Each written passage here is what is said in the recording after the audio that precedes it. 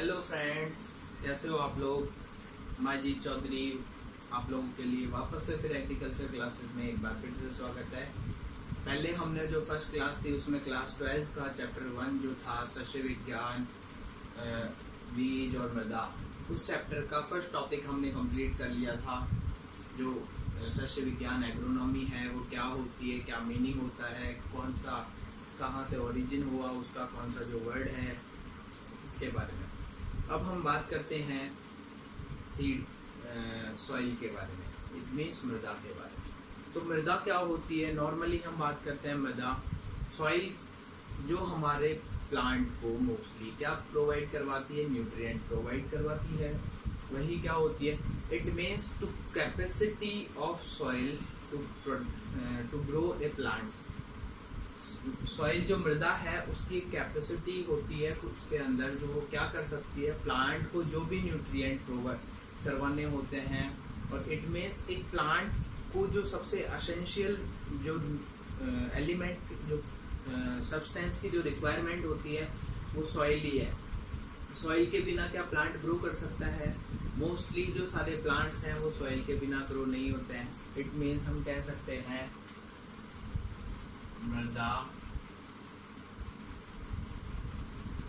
पादपों की मूलभूत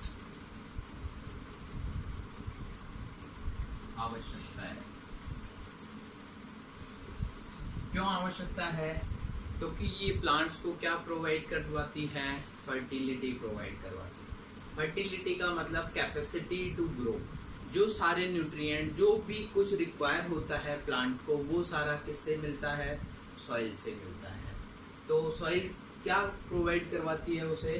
सॉइल फर्टिलिटी प्रोवाइड करवाती है। क्या करवाती है? Provide fertility. इट मीन्स मृदा उत्पादकता क्या प्रोवाइड करवाती है? मृदा उत्पादकता। अब हम बात करते हैं मृदा उत्पादकता क्या होती है। पादप वृद्धि के लिए मृदा द्वारा आवश्यक पोषक तत्व उचित मात्रा में उचित मात्रा में और संतुलित मात्रा में जो प्लांट को प्रोवाइड करवाते हैं, मतलब प्रदान करने की जो कैपेसिटी होती है, उसे हम क्या कहते हैं? मृदा उर्वरता। हम डेफिनेशन लिख सकते हैं, पादप वृद्धि के लिए मृदा द्वारा पादप वृद्धि के लिए मृदा द्वारा आवश्यक पोषक तत्वों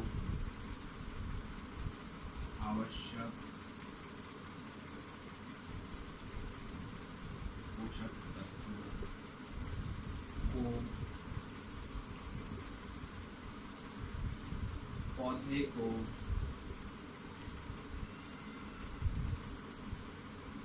संतुलित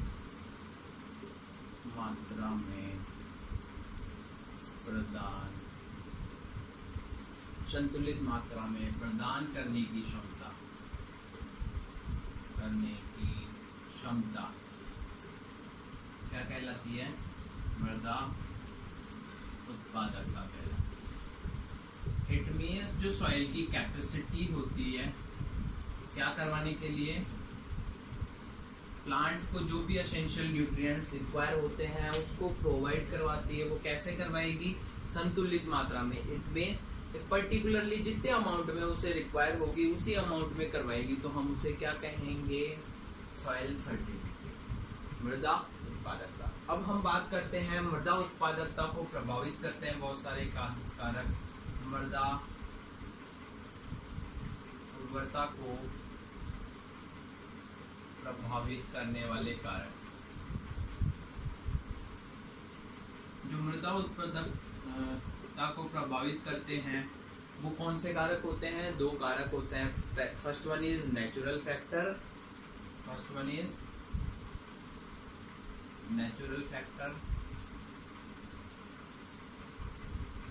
इसे कहते हैं प्राकृतिक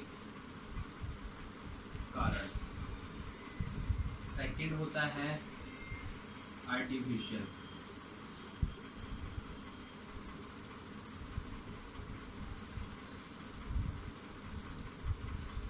प्राकृतिक कारक। अब हम बात करते हैं आर्टिफिशियल, नेचुरल क्या होंगे और प्राकृतिक क्या होंगे। आर्टिफिशियल को हम कहते हैं कृत्रिम कारक। क्या कहते हैं? कृत्रिम कारक।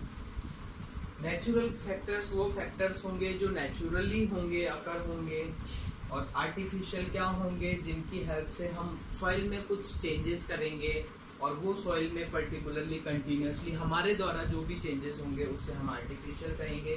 जो भी नेचर में प्रेजेंट होंगे वो क्या होगा? नेचुरल। अब हम बात करते हैं सबसे पहले क्या होगा। सबसे पहले नेचुरल में हम बात करते हैं तो पेरेंट मटेरियल।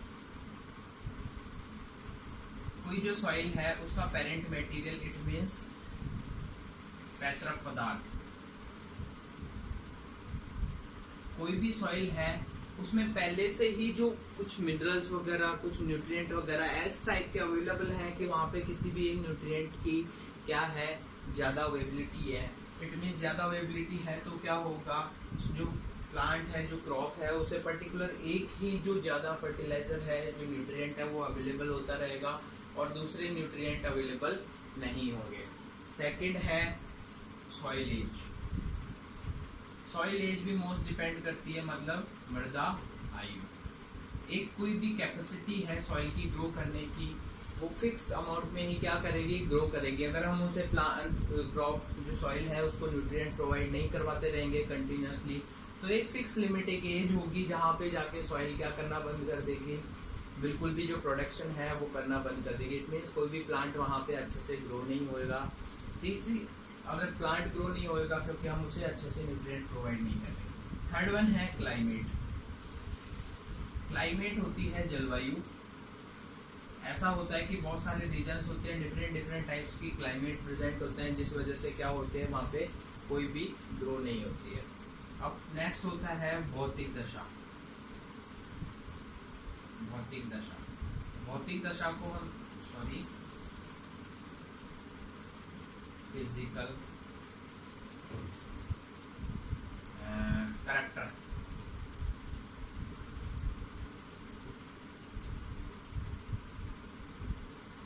भौतिक दशा क्या करती है? जो भी प्लांट, जो भी सॉइल होती है उसमें किस टाइप का टेक्सचर प्रेजेंट है, किस टाइप का उसकी न्यूट्रिएंट अवेलेबल है, क्या एज है उसकी, ये सारी चीजें उसको इफेक्ट करती है। लास्ट वन है सॉइल इरोजन। अगर सॉइल में कंटिन्यूसली इरोजन होता रहता है तो क्या होती है? जो सॉइल में जो भी न्यूट्रिएंट होते हैं वो वहां से चले जाते हैं, बिकॉज मोस्टली जो अपर लेयर होती है सॉइल की उसी में क्या प्रेजेंट होते हैं? न्यूट्रिएंट अवेलेबल होते हैं, और ये सारे एक जगह से, जहाँ से न्यूट्रिएंट होते हैं उस जगह से दूसरी जगह पे चले जाते हैं। अब हम आर्टिफिशियल की बात करें तो आर्टिफिशियल में मोस्टली है वाटर लॉगिंग। वाटर लॉगिंग होता है जलाक्रांति। इट मीन जलाक्रांति क्या है? किसी खेत में पानी भर जाता है और वो लॉन्ग टाइम तक पानी भरा रहता है, तो जो भी सारे न्यूट्रिएंट उस सॉइल में होते हैं वो सारे न्यूट्रिएंट सॉइल कहाँ पे ले जाती है? उसके अपर लेयर से जो न्यूट्रिएंट अवेलेबल होते हैं उन्हें दूसरी लेयर में ले जाती है। सेकेंड है क्रॉप रोटेशन। हम एक ही टाइप का फसल चक्र, हम जो फसल चक्र अपनाते हैं वो इस टाइप का फसल चक्र अपनाते हैं कि एक खेत में एक ही टाइप की क्रॉप को क्या करते रहते हैं? हम कंटिन्यूसली ग्रो करते रहते हैं। पर्टिकुलर एक ही क्रॉप को ग्रो करते रहेंगे तो पर्टिकुलर एक क्रॉप को क्या होता है? एक ही टाइप के न्यूट्रिएंट अवेलेबिलिटी होती है, तो वो सारे एब्जॉर्ब कर लेगी, तो एक जो न्यूट्रिएंट है जो सॉइल है उसमें से कम हो जाएगा, और उसके बाद में क्या होगा? वो जो सॉइल है वो कैपेसिटी नहीं रख पाएगी क्रॉप ग्रो करने की। उसके बाद में नेक्स्ट जो हम बात करते हैं वो है पीएच। इसका पीएच सॉइल पीएच, मृदा का पीएच है जो भी बहुत इफेक्ट करता है। नॉर्मली जो सॉइल का पीएच होना चाहिए क्रॉप ग्रो करने के लिए वो होना चाहिए 5 to 7.5। मोस्टली इसी, अगर इस टाइप का सॉइल का पीएच है तो वो अच्छे से क्रॉप ग्रो करेगी। ये सारी चीजें हैं जो क्या करती हैं? आर्टिफिशियल फैक्टर्स अफेक्ट करते हैं। एक है माइक्रो ऑर्गेनिज्म। माइक्रो ऑर्गेनिजम्स, सूक्ष्म जीव, ये क्या करते हैं? सूक्ष्म जीव भी क्रॉप्स में बहुत अच्छा इफेक्ट करते हैं। जैसे कि अगर सॉइल में क्या प्रेजेंट होंगे, माइक्रो ऑर्गेनिजम्स प्रेजेंट होंगे सॉइल के अंदर, तो वो धीरे धीरे सॉइल को क्या करना स्टार्ट कर देते हैं, सॉइल से एक प्लेस से दूसरी जगह पे जाता है, तो जिस वजह से सॉइल क्या हो जाती है, लूज हो जाती है। इट मीन्स जो सॉइल की कैपेसिटी, जो सॉइल हार्ड हो जाती है, उसे क्या करते हैं, रोकते हैं। ये था सॉइल फर्टिलिटी के बारे में, मृदा उत्पादकता क्या होती है। मृदा द्वारा पादप वृद्धि के लिए जो सॉइल है, प्लांट को एक जो पोषक तत्व होते हैं उचित मात्रा में जो प्रोवाइड करवाते हैं, उसे संतुलित मात्रा में, जिससे प्लांट इजीली ग्रो कर पाए, उसे हम क्या कहते हैं, सॉइल मृदा उर्वरता, सॉइल फर्टिलिटी। नेक्स्ट है सॉइल फर्टिलिटी के हम बाद में बात करते हैं सॉइल प्रोडक्टिविटी। इसकी बात करते हैं सॉइल प्रोडक्टिविटी। सॉइल प्रोडक्टिविटी क्या होती है? सॉइल प्रोडक्टिविटी वो कैपेसिटी होती है सॉइल की, जिससे क्या करती है, वो ग्रो करती है, किस प्रोडक्शन करती है।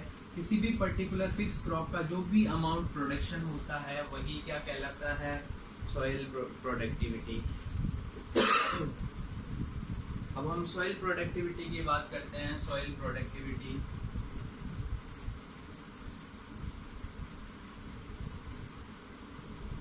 सॉइल प्रोडक्टिविटी को हम कहते हैं मृदा उत्पादकता। मृदा उत्पादकता, मृदा उत्पादकता क्या होती है?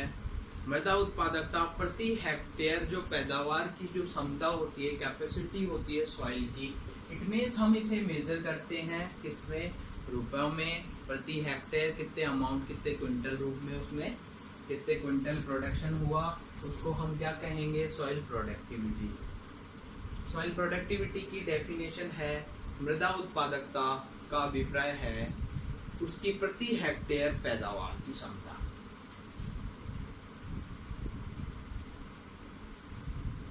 मृदा उत्पादकता से अभिप्राय है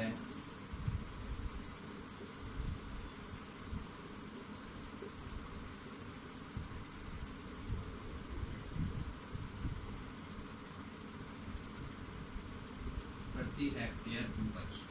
प्रति हेक्टेयर उपज, इट मीन्स उपज को हम कह सकते हैं पैदावार। जितना भी कोई एक क्रॉप है वो क्या करेगी, प्रोडक्शन करेगी पर्टिकुलर एक हेक्टेयर में, उसे हम क्या कहेंगे, पैदावार कहेंगे, सॉइल प्रोडक्टिविटी। अभिप्राय है प्रति हेक्टेयर उपज की क्षमता। इट मीन्स जो कैपेसिटी होती है उसे हम क्या कहेंगे, प्रोडक्टिविटी कहेंगे। इसे हम किसमें मेजर करते हैं, रुपयों में, रुपए प्रति हेक्टेयर की दर से तुलना करते हैं। इट मीन्स कि जितने भी एक हेक्टेयर में जितने अमाउंट में प्रोडक्शन होगा, जितने रुपए हमें मिलेंगे, उसे हम क्या करते हैं, या बताएंगे कि इस सॉइल की ये प्रोडक्टिविटी है। कोई भी जो सॉइल फर्टिलिटी होती है, कोई भी जो मृदा सॉइल में जो क्या होती है, उर्वरता होती है, कोई भी उपजाऊ मृदा उत्पादक नहीं होती। सॉइल प्रोडक्टिविटी को कहते हैं मृदा उत्पादकता। मृदा उत्पादकता इट मीन्स मृदा उत्पादकता वह होती है जो सॉइल में पर हेक्टेयर हम क्या करते हैं, किसमें मेजर करते हैं, रुपए में। जितने अमाउंट में जितने रुपए हमें एक हेक्टेयर से मिले, हम उसे क्या कहेंगे, ये क्या है, सॉइल प्रोडक्टिविटी है। क्या है, soil productivity.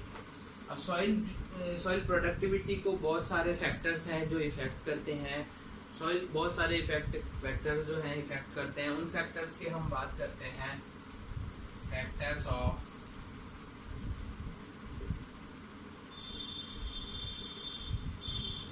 affecting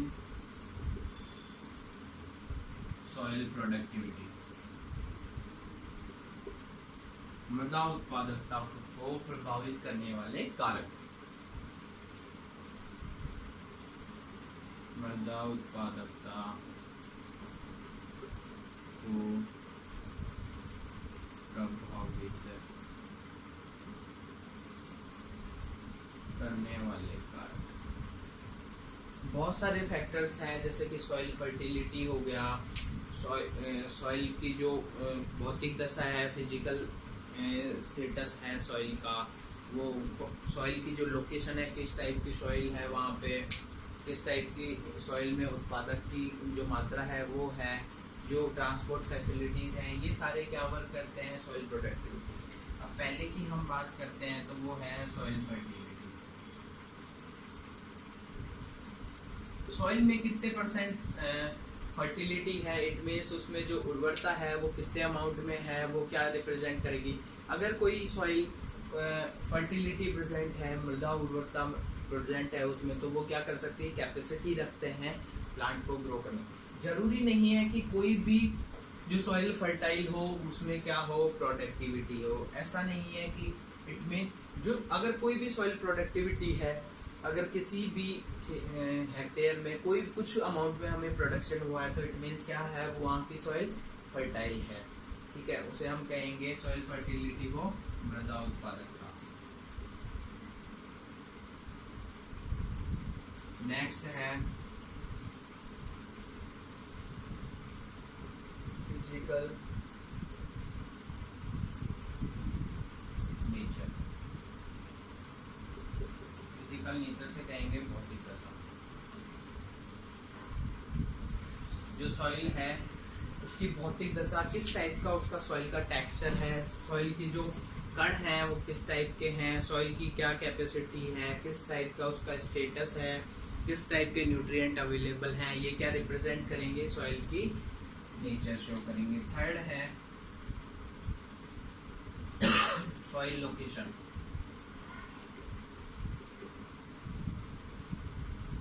it means मृदा स्थिति। मृदा स्थिति आपको क्या रिप्रेजेंट करेगी, पर्टिकुलर एरियाज में डिफरेंट टाइप्स की क्रॉप्स सॉइल प्रेजेंट होती है। कहीं की जो सॉइल होती है ज़्यादा फर्टाइल होती है, कहीं की सॉइल बहुत कम होती है। इट मीन्स जो सॉइल की लोकेशन है उसके अकॉर्डिंगली सॉइल क्या रिप्रेजेंट करेगी। अगर जहाँ पे फर्टिलिटी ज़्यादा है, जहाँ का फिजिकल नेचर, जो सॉइल का टेक्सचर है वो अच्छा है, तो वहाँ पे क्या करेगी, सॉइल की लोकेशन भी बताएगी, क्या रिप्रेजेंट करेगी कि सॉइल प्रोडक्टिविटी है या नहीं है। लास्ट स्टेज है, last of transportation.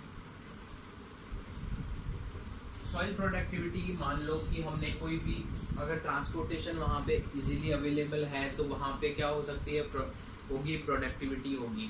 For example आप लोगों को बताता हूँ, किसी भी जगह पे क्या है, हमने कोई भी क्रॉप ग्रो कर ली, वेजिटेबल या फ्रूट्स ग्रो किए, और उन फ्रूट्स को हमने क्या किया, जो मंडी थी, जो मार्केट था, उससे 200-500 किलोमीटर दूर लगा लिया। अब हमें अवेलेबिलिटी नहीं हुई क्या, ट्रांसपोर्ट की, ठीक है, हमने क्या किया, रात को टमाटर तोड़ लिए या कोई भी XYZ कोई भी सब्जी तोड़ ली, और उसे हमें रखी रहती, ट्रांसपोर्ट की फैसिलिटी हमें अवेलेबल नहीं हुई, 2 दिन तक वो रखी रह गई। हमारा प्रोडक्शन तो हुआ बट हमें क्या नहीं हुआ, प्रोडक्टिविटी नहीं मिली, इट मीन्स हमें पैसे नहीं मिले।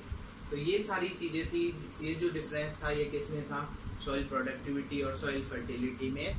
तो आज की क्लास में इतना ही, नेक्स्ट क्लास में हम पढ़ेंगे डिफरेंस क्या होता है सॉइल फर्टिलिटी और सॉइल प्रोडक्टिविटी में। Thank you class, I hope आप लोगों को समझ में आया होगा, और देखते रहिए, और जो एग्रीकल्चर क्लासेस जो चैनल है उसको सब्सक्राइब कीजिए। Thank you.